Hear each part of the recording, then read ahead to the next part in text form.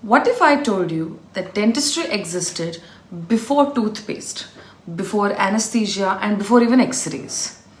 And yet, prevention was already being practiced. Would you believe it?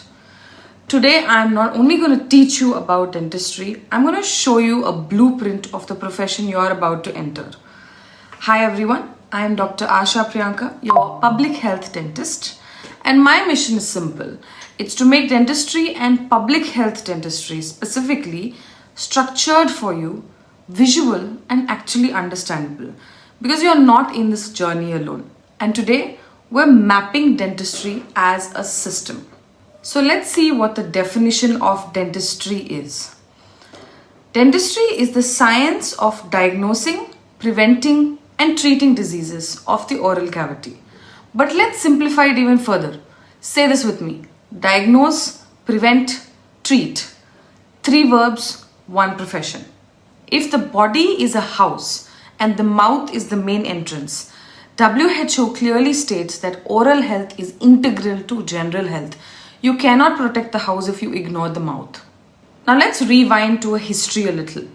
In the ancient times, barbers, priests and healers were doing the dentistry. Imagine getting your tooth extracted where you got a haircut. There's no sterilization, there's no anesthesia, and a lot of courage.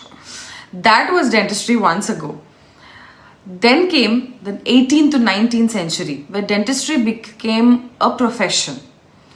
And if dentistry had Avengers, the 2 superheroes would be anesthesia, which reduced the suffering, and x-rays, which gave vision. What happened was the pain reduced and the diagnosis started improving. So dentistry evolved from like guesswork to a proper science. Now the specialties or the ecosystems in our profession. Think of dentistry like a large Indian joint family. Over here, everybody has a role. Our oral medicine and radiology would be something like a detective with a scanner. Our oral and maxillofacial surgery would be a warrior general. Prosthodontics could be an architect that kind of rebuilds all the lost structures. And perio could be like a soil protector from the roots. Orthodontics would be the alignment engineer. Periodontics, obviously, the child psychologist of teeth. Conservative dentistry could mean the pulp savior, and community or public health and preventive dentist could be the policy maker, which is protecting thousands. Finally, oral pathology and microbiology could be that microscope scientist who's decoding what disease is. So a lot of different specialities, but in one ecosystem.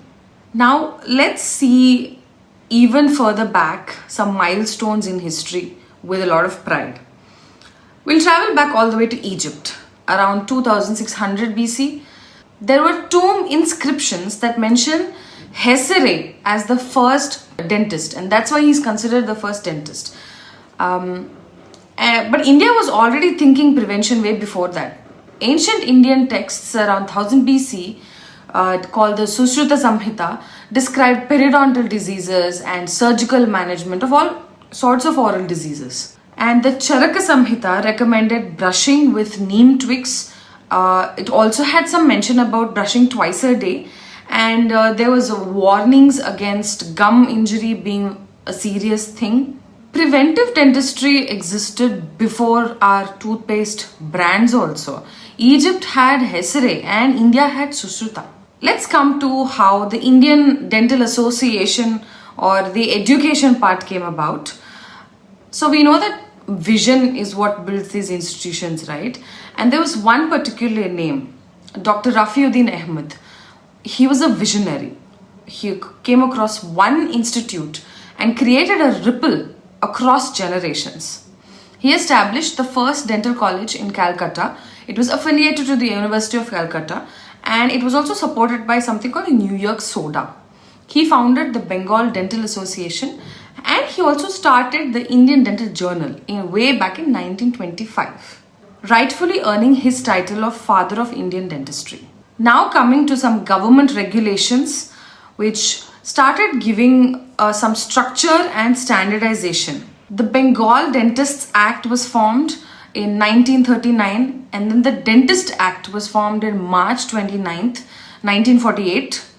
Then there was an amendment to it around July 1st, 1955, and that extended to Jammu and Kashmir.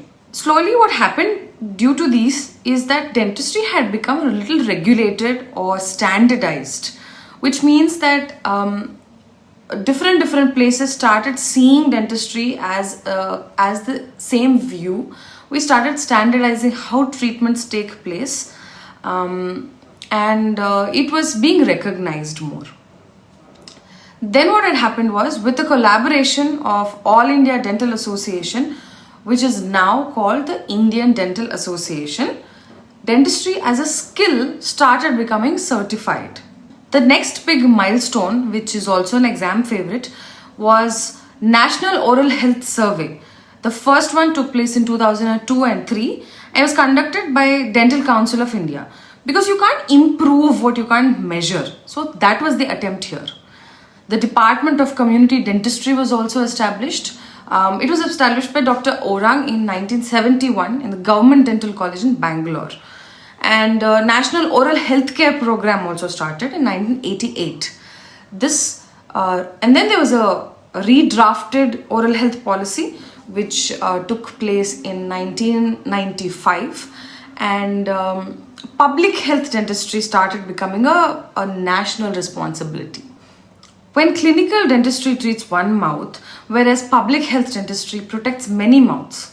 For example, an extraction can relieve pain of one person, but one awareness program will prevent 500 extractions.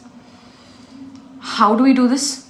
We do this through dental camps, mobile dental clinics, community outreach programs, and marginalized populations. We try to reach the marginalized populations. If clinical dentistry is like a soldier, public health is the army commander. Now let's see something called the critical to well-being situation.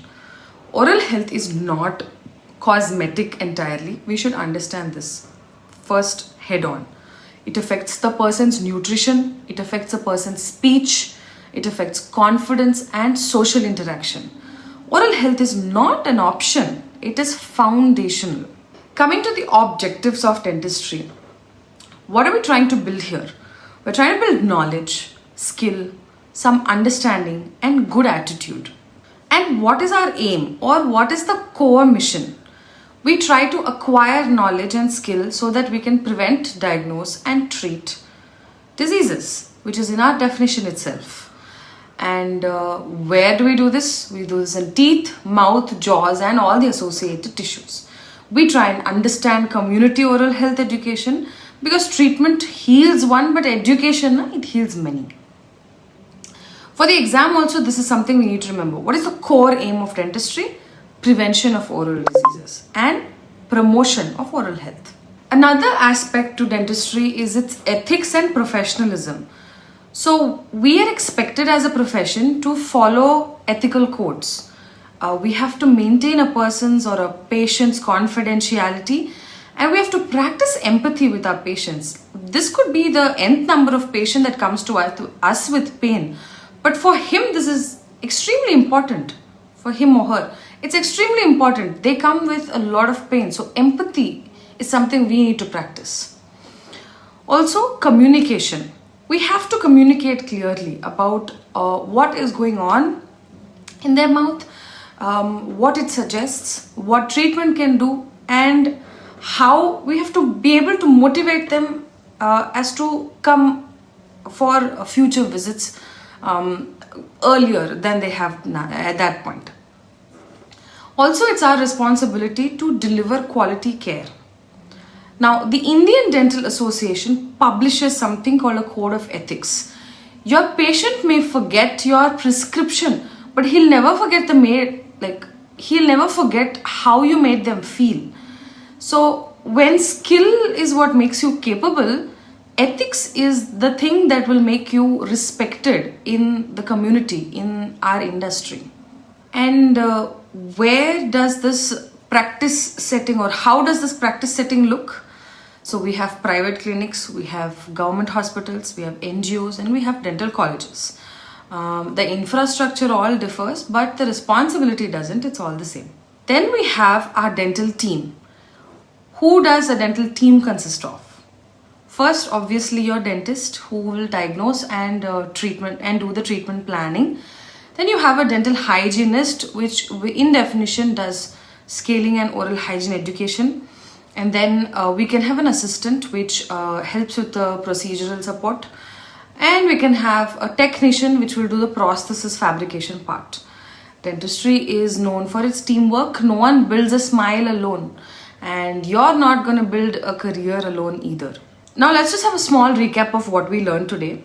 So today we've learned that where dentistry began, how it evolved, who built dentistry in India, and why prevention is at its core, why ethics is so important to sustain it, and why public health multiples impact, right? So you're not studying this in pieces anymore, you're seeing it like a map, like a road map. Now before I show a flashcard here, try and remember who was the first dentist in history. Take a pause, think about it. Okay, before I show you the answer to the flashcard, comment below who was the first dentist in history. The answer? Hesyre. Now let's test you with one MCQ. What was the earliest form of toothbrush? A. Nylon brush. B. Horsehair brush. C. A siwak or a chewing stick. And D. The electric brush. The answer is C. A siwak. And if you want dentistry broken down and structured in this way, you can explore my Mind Maps book. It's designed to make such concepts stick. This is available on Amazon, Flipkart, Dental Cart, and our website. And if this helped, please like the video, share it with your batchmates who feel a little lost, and subscribe for such structured dentistry which can be made simple. Because dentistry is not just about treating teeth, it's about understanding a whole system. And once you do, you'll stop feeling overwhelmed. I'm going to see you in the next topic. Bye.